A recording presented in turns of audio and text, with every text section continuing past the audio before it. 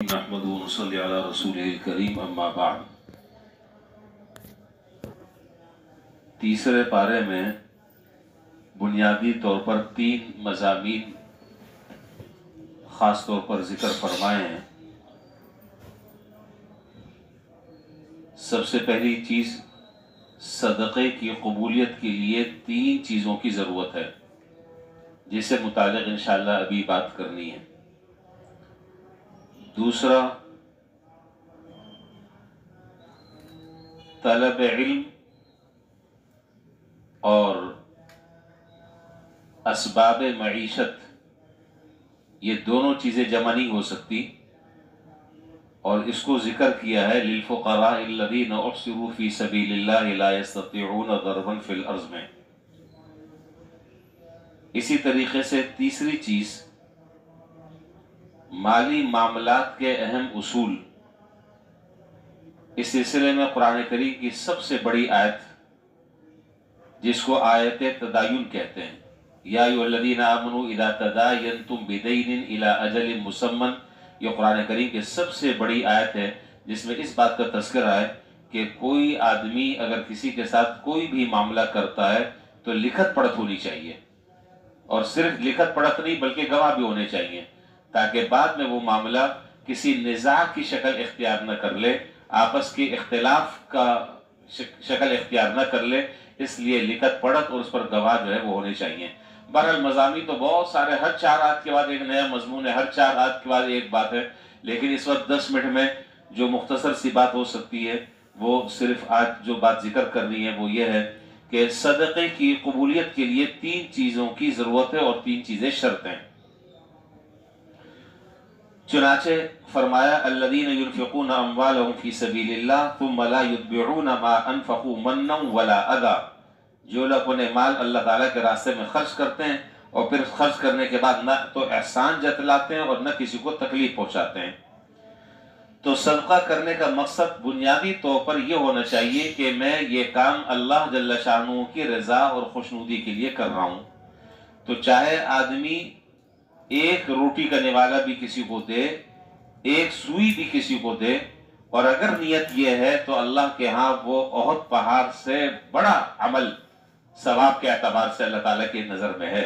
اور اگر آدمی بہت بڑا کام کر رہا ہے، بہت بڑا کام کر رہا ہے، لیکن اللہ نہ کرے دل میں کوئی ریاکاری یا دکھلاوے کا عنصر اگر آ گیا تو اللہ تعالیٰ کے ہاں جتنا بھی بڑا عمل ہے اس کے رائی کے دانے کے برابر بھی کوئی حیثیت نہیں، اور نہ اس پر کوئی اجر ملے گا اور نہ ثواب ملے گا۔ دوسری شرط یہ ہے کہ جب آدمی اللہ تعالیٰ کے راستے میں خرچ کر رہا ہے تو خرچ کرنے کے بعد احسان نہ جتلائے کہ میں نے تیری خدمت کر کے تیرے بگڑے ہوئے حالات کو سنوار دیا، میں نے تیرے اوپر احسان کر دیا، تیرے تو حالات کیا تھے، یہ میں ہوں کہ میں نے تیرے حالات بدل دیے۔ اس طرح کے ہمارے معاشرے میں جملے اور فقرے ہم کستے رہتے ہیں اور ڈستے رہتے ہیں، دونوں باتیں میں ذکر کر رہا ہوں۔ اس طرح کے فقرے اور جملے کستے بھی رہتے ہیں، ڈستے بھی رہتے ہیں، اور جہاں ذرا سا سامنے والے آدمی نے میرے مزاج کے خلاف، میری طبیعت کے خلاف اور میری منشا کے خلاف ذرا سا کام کر دیا، پھر آپ دیکھیں اس کو کیسی سناتے ہیں، تو وہی تھا نا، بھول گیا اپنی اوقات، میں نے تجھے کیا کچھ نہیں دیا، اور فلانا اور دھماکہ اللہ تعالیٰ معاف فرمائے، وہ اتنی سناتے ہیں، تو وہ سارا کا سارا عمل جو تھا ایک نیک عمل، اس کو سوراخ کر کر چھیدا اور ختم کر دیا، اور نیکی اور ثواب سب کے سب برابر ہو۔ اسی طریقے سے تیسری بات فرمائی کہ جس پر خرچ کیا جائے اس کو عار دلا کر ستایا نہ جائے۔ مثلا یہ کہنا کہ اب تک تو مانگتا پھرتا تھا، اور کب تک تو مانگتا رہے گا، ہمیشہ تو فقیر ہی رہے گا، یہ تو نے عادت بنا لی ہے اس بات کی، تیرا تو یہ مزاج بن گیا ہے کہ بس ایک دفعہ دے دیا کیا مصیبت آ گئی۔ اس طرح کے جملے ہمارے ہاں جو ہے وہ معاشرے میں چلتے رہتے ہیں۔ ان چیزوں سے اجتناب کرنا چاہیے، اس لیے کہ خدا نہ خواستہ اگر اس طرح کے جملے زبان سے نکلے تو وہ عمل آپ سمجھ لیں کہ جس کے لیے کیا تھا اس کے ہاں کچھ بھی نہیں ملے گا، جس کے لیے کیا تھا اس کے ہاں کچھ بھی نہیں ہے، صفر۔ تو ان چیزوں سے اپنے آپ کو بچانا چاہیے۔ اور اگر ان 3 باتوں میں سے کسی بھی بات کی خلاف ورزی ہوئی تو صدقہ اللہ تعالیٰ کیا قبول نہیں ہوگا، ثواب ضائع ہو جائے گا۔ اور آگے اسی آیت میں آگے فرمایا یا ایھا الذین آمنوا لا تبطلوا صدقاتکم بالمن والاذی، اے ایمان والو تم اپنے صدقات کو احسان جتلا کر ضائع نہ کرو،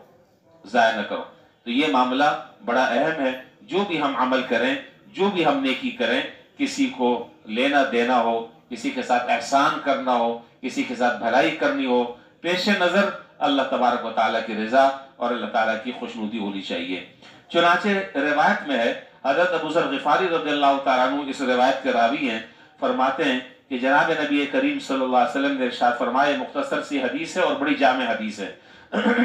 آپ نے ارشاد فرمایا ثلاثۃ لا ينظر اللہ الیہم یوم القیامہ ولا یزکیہم ولہم عذاب علیم، قلنا من هم یا رسول اللہ فقد خابوا وخسروا، فقال المنان والمسبل ادارہ والمنفق سلعہ بالحلف الکاذب۔ حضور صلی اللہ علیہ وسلم نے فرمایا کہ 3 آدمی ایسے ہیں کہ قیامت کے دن اللہ تبارک و تعالی نہ ان کی طرف نظر کرم فرمائیں گے، نہ ان کی طرف نظر رحمت فرمائیں گے، نہ ان کو پاک کریں گے، اور ان کے لیے دردناک عذاب ہوگا۔ صحابہ نے جب یہ بات سنی تو وہ سہم گئے اور ڈر گئے، اور انہوں نے عرض کیا کہ اللہ کے رسول، وہ بدنصیب کون ہے جو اتنا بڑا نقصان اٹھانے والے ہیں، اتنا بڑا خسارہ اٹھانے والے ہیں، وہ آدمی کون ہے تاکہ ہم ان چیزوں سے بچیں؟ آپ نے فرمایا کہ المنان، احسان جتلانے والا، احسان جتلانے والا۔ اور ہمارے جو خاندان ہیں، ہمارے خاندانوں میں یہ چیزوں کا ایک عام رواج ہے کہ یہ چیزیں ہم کرتے رہتے ہیں، لہذا اب سمجھ لینا چاہیے، اللہ نہ کرے، اللہ نہ کرے اگر کبھی غلطی ہو گئی ہے تو اب توبہ کر لے اور آئندہ کے لیے اصلاح کر لیں۔ احسان جتلانے والا قیامت کے دن نہ اللہ تعالیٰ اس کا تزکیہ کریں گے، نہ اللہ تعالیٰ اس کی طرف نظر رحمت ڈالیں گے، اور دردناک عذاب بھی ہوگا۔ دوسرا فرمایا کہ والمسبر ازارہ، وہ آدمی جو اپنی شلوار ٹخنوں سے نیچے لٹکاتا ہے، جو آدمی اپنی شلوار ٹخنوں سے نیچے لٹکاتا ہے، قیامت کے دن اس کے ساتھ بھی معاملہ یہ ہوگا، اللہ تعالیٰ معاف فرمائے، اللہ تعالیٰ اس کی طرف نظر رحمت نہیں فرمائیں گے اور اس کا تزکیہ نہیں فرمائیں گے۔ اور تیسرا فرمایا کہ وہ آدمی ہے جو اپنا سودا اور سامان بیچتا ہے جھوٹی قسمیں کھا کر، جھوٹی قسمیں کھا کر، بھائی یہ 1 نمبر سامان ہے، میں قسم کھا رہا ہوں، حالانکہ وہ 4 نمبر ہے، وہ 6 نمبر ہے، اور قسم کھا رہا ہے۔ حدیث میں ہے کہ قسم کھا کر سودا تو بک جاتا ہے، اللہ تعالیٰ برکت اٹھا دیتے ہیں۔ قسم کھا کر سودا تو بک جاتا ہے لیکن اللہ تعالیٰ برکت اٹھا دیتے ہیں۔ تو جھوٹی قسمیں کھا کھا کر اپنے سامان کو بیچنا اور اس کی وہ کوالٹی کسٹمر کے سامنے رکھنا اور اس کی وہ خوبی اس کے سامنے رکھنا کہ وہ کہے کہ شاید یہ تو پاکستان میں ایک ہی بنی تھی جو اسی کے پاس، اس کے بعد فیکٹری بند ہو گئی، تو اس چیز سے بچنا چاہیے۔ اچھا جی، کتنے منٹ ہو گئے جی؟ منٹ پوچھ رہا ہوں، منٹ، میں خیال 1 منٹ تو ہم اسی میں سوال جواب میں لگ جائیں گے۔ چلیں آخری ایک بات کر کر بس بات ختم کر رہا ہوں۔ حضرت ابوبکر صدیق رضی اللہ تعالیٰ عنہ کا واقعہ کتابوں میں لکھا ہے کہ مدینہ منورہ میں ایک خاتون رہا کرتی تھی، ایک خاتون رہا کرتی تھی، بوڑھی خاتون تھی اور بیوہ خاتون تھی، اور اس کے گھر میں کوئی آدمی ایسا نہیں تھا کہ جو اس کے کام کاج کر سکے، اس کی دیکھ بھال کر سکے، اس کی ضرورت پوری کر سکے۔ حضرت عمر رضی اللہ تعالیٰ عنہ کے دل میں خیال پیدا ہوا کہ اس عورت کی کوئی خدمت کرنی چاہیے، بیچاری تو بالکل معذور سی ہے۔ دیکھا کہ کوئی آدمی آتا اور صبح سے پہلے پہلے اس کے گھر کا کام کاج کر کے چلا جاتا ہے اندھیرے میں۔ یہ صحابہ کرام جو ہے وہ اعمال کے اور نیکیوں کے بڑے حریص تھے، بہت نیکیوں کے، ہم جیسے پیسے کے حریص ہیں، وہ نیکیوں کے حریص تھے کہ کون سا عمل ایسا کر لیا جائے کہ جس سے اللہ تعالیٰ میرے نام اعمال میں ثواب زیادہ کر دیں۔ تو حضرت عمر رضی اللہ تعالیٰ عنہ 2-3 دن دیکھتے رہے اور اس کے بعد ایک دن چھپ کر کھڑے ہو گئے، تو دیکھا کہ ایک صاحب نے جوتے اپنے اتارے ہوئے اور جوتے اتار کر وہ اس گھر میں داخل ہوتے ہیں، اس خاتون، وہ جو بوڑھی خاتون ہے، اس کے گھر میں جو مٹکا یا سرائی ہے، مشکیزہ ہے، وہ بھر کر لے کر آتے ہیں، گھر میں جھاڑو لگاتے ہیں اور اس کے بعد جتنے بھی ضروری کام ہے وہ نمٹا دیتے ہیں۔ جب وہ صاحب باہر نکلے تو راستے میں حضرت عمر رضی اللہ تعالیٰ عنہ نے پکڑ لیا، کہا کہ جی آپ کون ہیں؟ جب غور سے دیکھا تو وہ حضرت ابوبکر صدیق رضی اللہ تعالیٰ عنہ ہیں، اور اس وقت حضرت ابوبکر صدیق رضی اللہ تعالیٰ عنہ خلافت پر متمکن ہوئے ہیں، خلیفہ ہیں، خلیفۃ المسلمین ہیں، اور ان کا حال یہ ہے وہ وقت کے خلیفہ ہیں، اور ایک خاتون کے گھر میں سراہی بھر کے رکھ رہے ہیں اور اس کی ضرورت کا سارا سامان مہیا کر رہے ہیں، اس کے گھر میں جھاڑو لگا رہے ہیں، اور جو وہ کہہ رہی ہے وہ سارا کا سارا سامان لے کر آ رہے ہیں۔ حضرت عمر رضی اللہ تعالیٰ نے فرمایا کہ حضرت کیا ان کاموں کے لیے ہم نہیں تھے؟ دن بھر تو آپ لوگوں کے معاملات اور عدالتی فیصلے کرتے ہیں، لوگوں کی ضرورتیں پوری کرتے ہیں، اس کام کے لیے ہمیں آپ موقع دے دیتے۔ فرمایا، عجیب جملہ فرمایا کہ عمر میں تمہیں قسم دیتا ہوں کہ یہ بات کسی سے کہنا نہیں۔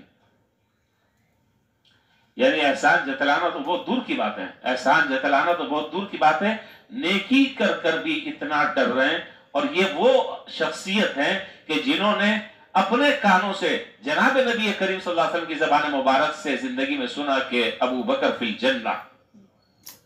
جس آدمی کو اتنی بڑی اللہ تعالیٰ بشارت عطا فرما دیں کہ وہ خود اپنے بارے میں سن لے حضور کی زبان سے کہ ابو بکر جنت میں، وہ یہ کہہ رہے ہیں کہ عمر دیکھو کسی سے کہنا نہیں۔ کہا کہ آپ نے چپل کیوں اتاری؟ کہا کہ چپل اس لیے اتاری تاکہ کوئی آہٹ کسی کو محسوس نہ ہو اور کوئی ابو بکر کو پہچان نہ سکے،